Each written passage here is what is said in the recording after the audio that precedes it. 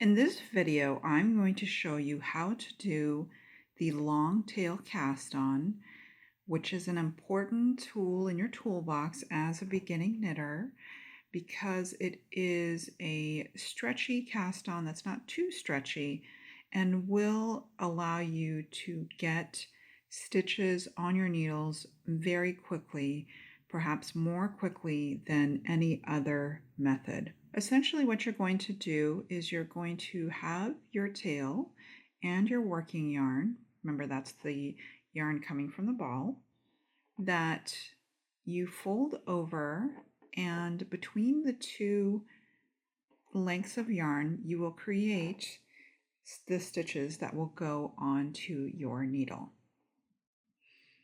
Now, first you want to estimate the length of the tail you're going to need. And the way to do that most easily is to take the tail, wrap it around your needle 10 times, 3, 4, 5, 6, 7, 8, 9, and 10. And you're going to take that length of yarn, so you're going to pinch so you have the right amount between the 10 stitches, or the 10 wraps, excuse me.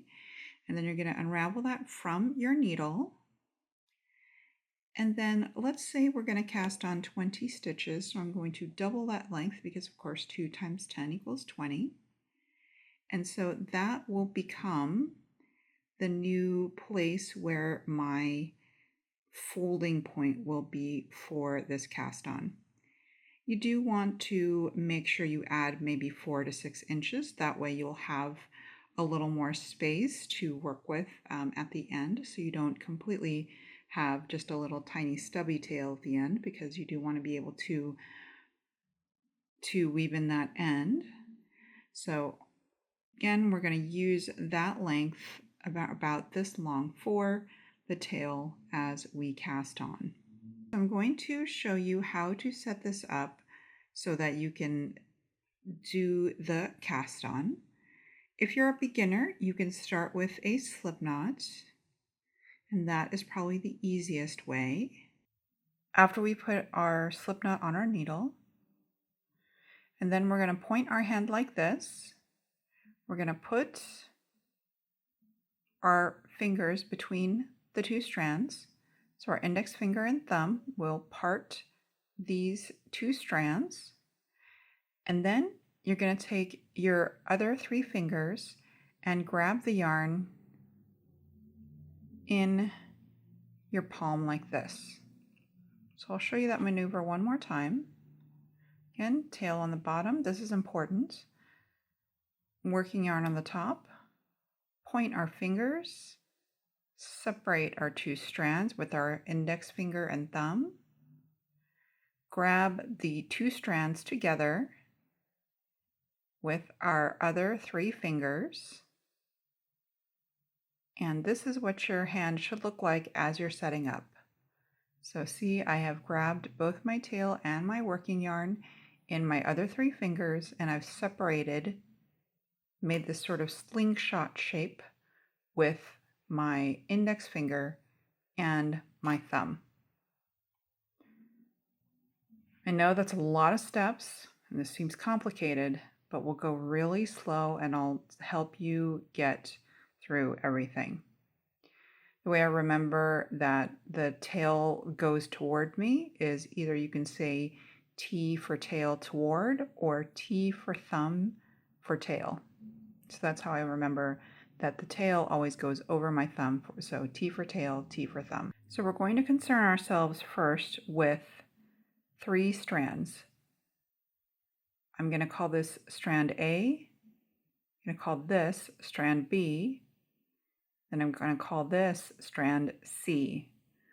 Hopefully that will help you remember the order in which these things go, but this will be a good guide for you to understand how this goes in order. So we're going to hold on to our slip knot. We're going to take our needle and scoop under our A strand, and then we're going to slightly rotate our hand, and you'll see that's coming through that loop that's on your thumb.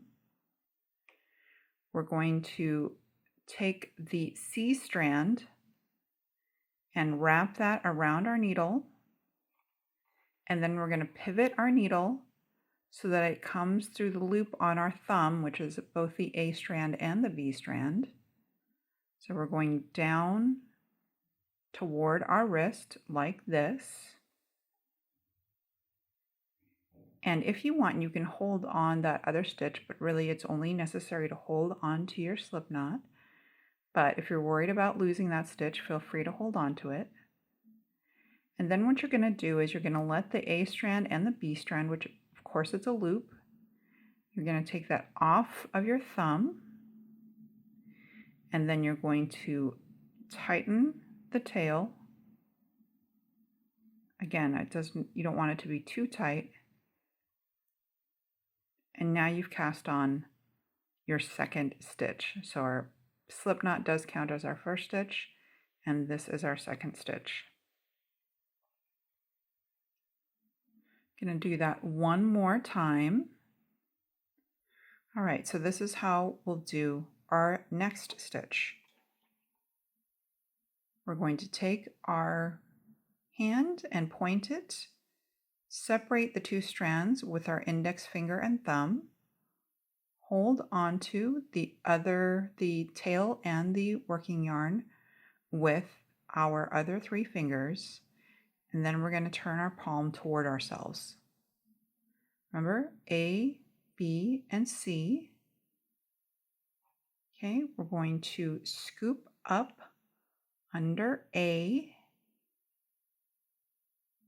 We're going to pivot our hand slightly, wrap our yarn around C, pivot our needle, and pull between A and B. That's the loop that's actually on our thumb. We're going to take that loop off of our thumb and pull that tight.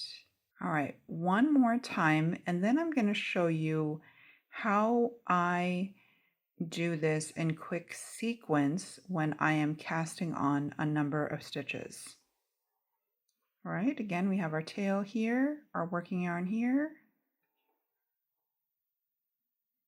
Point our fingers, separate those two strands with our index finger and thumb, grab onto our working yarn and tail together with our other three fingers, turn our palm toward ourselves, A, B, and C, go under A, rotate our hand, pick up C, wrapping our needle, go down through the loop that is A and B, and then let that loop fall off our thumb and pull that tail lightly with your other fingers or with your thumb.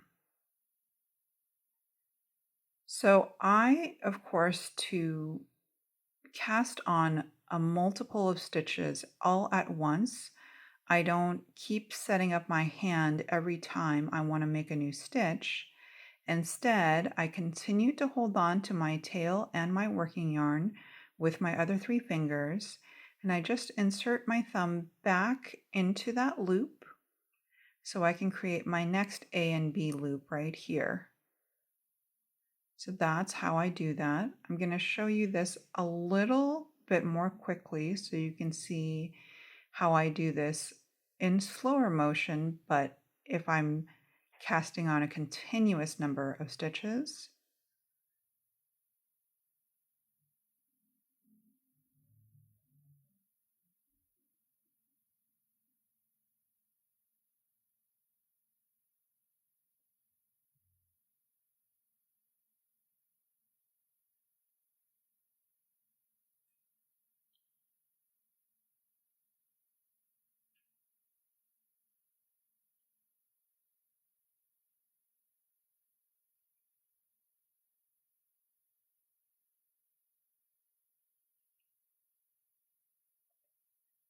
Remember, as you can see, I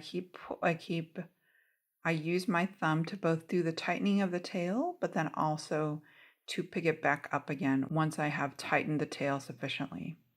Remember, we don't want to cast on our stitches too tight. We always want to make sure that they're loose enough to slide back and forth on the needle itself.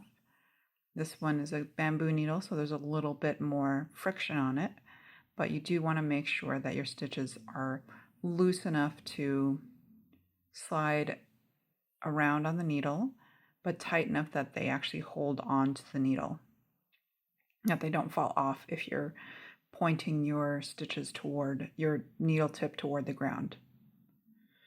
All right, so I'm going to zoom in and show you that a little bit more slowly one last time. So pick up A, pick up C. I'm going to rotate so you can see this going down through that loop like that.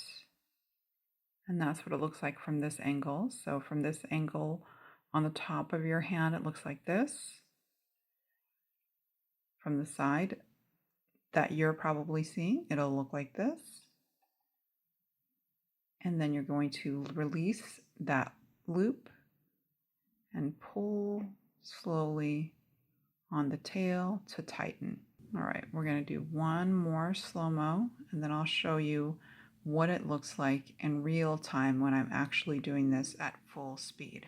Okay, under A, pull, wrap C, go down through the loop,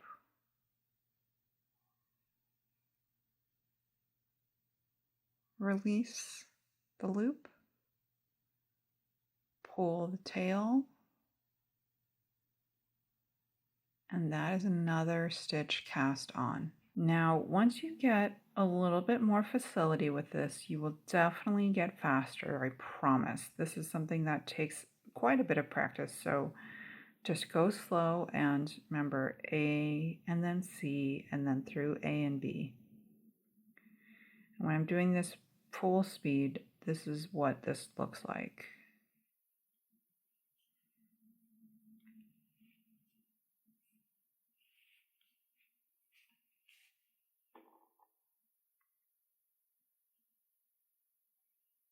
And that is casting on with the long tail cast on.